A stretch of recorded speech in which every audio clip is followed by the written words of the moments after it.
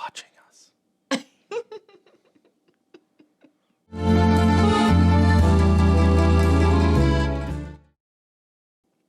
Welcome back to Grape and Whiskey, everybody.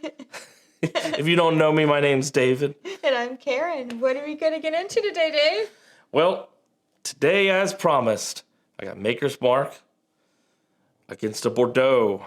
We're pairing whiskey against wine, finally. This is our first of these videos. This is also one of the Costco Bordeaux's. So, let's get into it. All right. Oh, the lovely sound.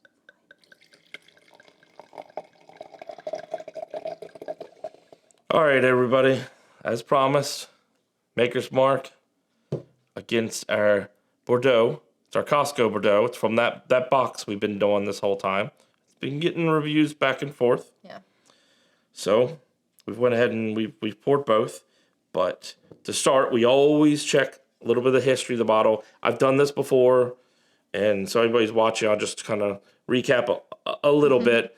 But the family member actually burned the recipe, their original family recipe, and remade it to this. That's why this has such a creamy taste. He was being very, very careful to make sure he made it the way he wanted his family to be known for. And that's also why this whole wax dipping thing was.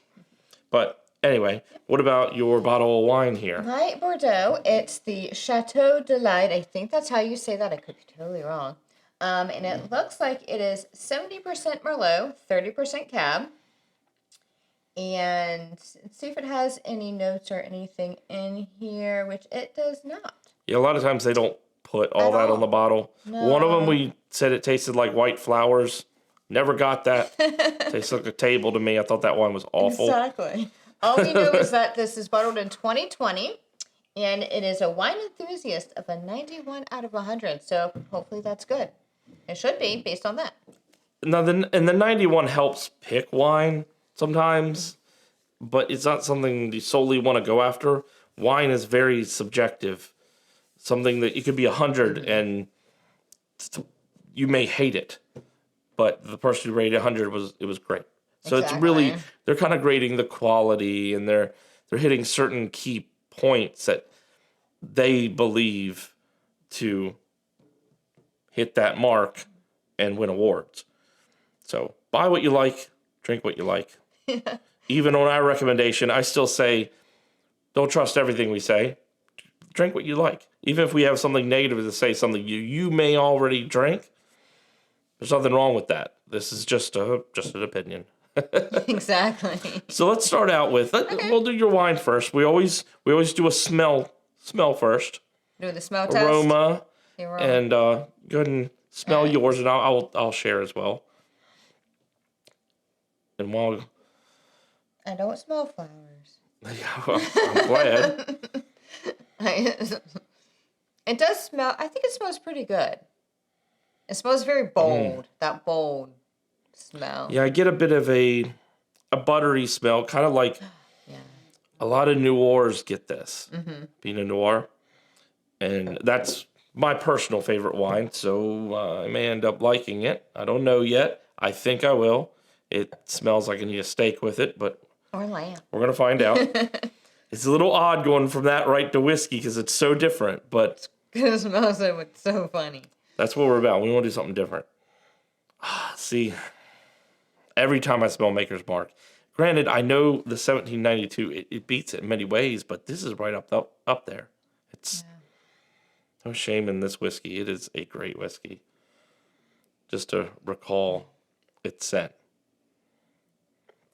Now, before we try a single sip, if you have never had these before, pretend like you've never had this, just a smell alone, which one would you go for? Just if I sat both in front of you. Just by smell, and if I've had neither, okay. Just by, you got to smell both, and you're like, which one do you prefer? You only get one. Based off of smell, I'm going to take the Maker's Mark. I think that smells better than the wine. Wow, okay. It opened my senses. Okay. I'm like, ooh. That's interesting. I didn't expect her to say that. I actually thought she would choose the wine just because she likes wine so much. Yeah. But no, I get it on the smell alone. Okay, well, let's cut to the chase and try it. All right, let's try it. One more smell. Stick it in there. I want to taste mine at the same time, but I'm not going to. Okay. Taste has been completed. This is complete. All right.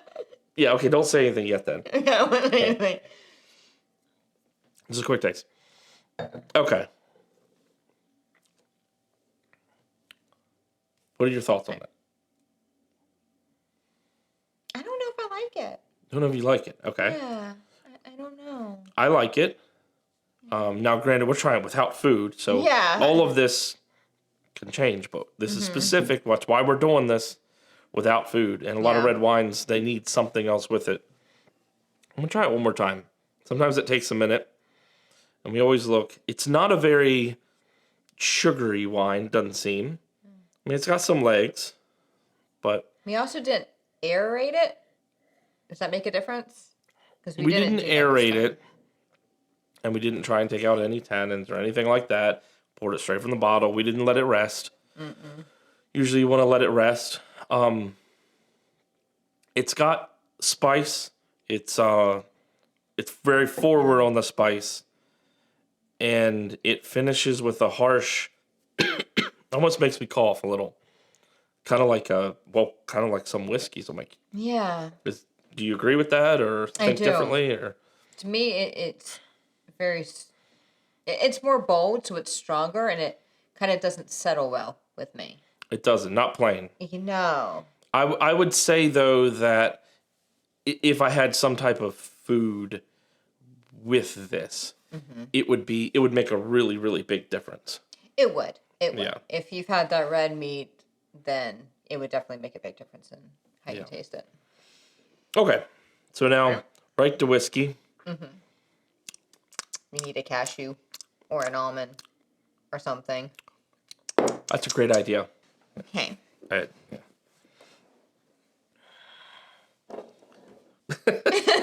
All right, and we're back, and we're nuts. I mean, that's nuts. Yeah, we have nuts. We have nuts. No, it's... Have a nut in between. It matters. You gotta take that flavor out a little bit. Yeah, you're gonna watch us eat a nut. Get over it.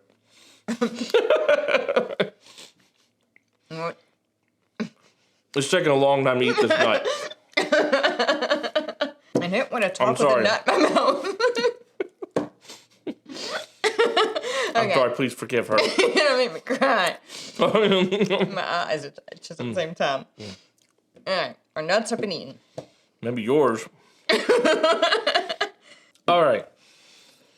Now we're back for real. We have cleansed our palates properly. Because this is a sin almost. This doesn't go. No, it's so different. What? Well, that's why we're comparing the two. Tastes like Maker's Mark. Hadn't changed. It smells so good. So, now that you've taken a sip, personally, before we get into any critique other than that, do you still agree with your first statement of off smell alone, now that you've tasted, now it's smell and taste? Do you still go after this? Or do you want the wine? If we have no food in front of us, we're just sitting here talking, having a chat. Yeah. Wine down, you're going to have one drink. That's all you get. One. Gotta go for the Makers. The Makers, okay. Gotta go for the fair. Makers. That's not like me. No numbers yet, no ratings yet. Yeah. We're not going to get, not yet. No. That doesn't mean it's one. I'm just sitting down. I'm going to go for the Makers as well. Yeah. And on aroma alone, I still was going for the Makers. I can't believe it's beating wine right now. Yeah. So now the other thing we like to discuss is if you're a new drinker. Yeah. So maybe say you just turned 21 or whatever it is, and you're going for your first drink. You've never had alcohol before. I would not recommend this. No. I still think it's smoother than other whiskeys, so I could recommend it there. If you wanted to be a new drinker trying whiskey for the first time, yeah, this is still a good spot. But you're not going to like it right away. It's still going to have a bit of acquired taste. Mm-hmm. Whereas I believe this wine, you're not going to notice the aftertaste unless you're an experienced wine drinker, and it matters a little bit. Not in a snooty way, in the sense that you've had wine for so long, you expect it to taste a certain way. Am I right in that? Yeah. Okay. Yeah. This is a bit easier to drink. So if you're not a drinker, or, you're still new to it all, exploring, this is still going to be a little bit easier to drink. And it's going to go down a little better than that. Excuse me. That's still good though. But that's definitely for a more experienced palate, maybe. That's a good way to put it. No, I agree. But And so, head to head, whiskey wins. the whiskey wins. I didn't expect it. No. We're a channel that does both, so we're unbiased between both of them. Yeah. But sitting down, and typically I'm going to go for a glass of wine, especially with family. I'm not going to necessarily just go for this. This beats out at least this bottle. We're going to do this again with other bottles and other whiskeys, ones that we think are a good comparison. Mm-hmm. This is a good staple. Most people have had this. That's why we're going to do a lot more with Maker's Mark. Yeah. Now, as far as the rating goes, we've already rated this one really high. I believe I even gave it a 9. I can't quite recall what you did. I don't. It was pretty high up there, though. It was right next to 1792, my favorite. Yeah. And for this, if you rate it out of 10, not based on whiskey, just wines alone. Take the whiskey. I'm going to give that, I'm going to say 5. Wow. It's drinkable. I'm going to drink it if I have it, but it's not going to be something I'm purposely going to order. Like, I have to have this. Amounts. I can see that. Yeah. It would be one that's going to sit in my cabinet for a while before I pull it out and drink it. I have consensus on that. Yeah. I agree. I'll also say a 5. I'm not going to fight you on that, that's for sure. It's right there. That's still 5 out of 10. It's still a good drinkable wine. That doesn't mean it's nasty. Some people think it's got to be a 9 to be a good wine, but not really. You're 9 and 10 wine. If you lay a number 10 wine in front of me, that means that wine costs $3, but it tastes like a $150 bottle of wine. That's kind of like what we do. If you bring me something that cheap but that good, it's basically impossible. But that's why it would deserve a 10. So we've yet to find quite something like that, but we found close. All right. Anything else to share? No, I think that's it. I'm just going to continue drinking this because I've got to finish this so it doesn't go bad. Don't worry. I've got to drink it. I'll help you. All right. Well, until next time, let us know in the comments if there's anything else that you want us to do, any type of pairings like this. We'll put head-to-head any whiskey against any wine. Maybe you're just curious. You've never had them before, or you've had one or the other, but never together. We'll give it a shot. That's what Grape and Whiskey does. Exactly. All right. Don't forget to like, subscribe, comment if you have any questions, just like you said. That's it. Have a good one. Bye. Bye. Cue the music.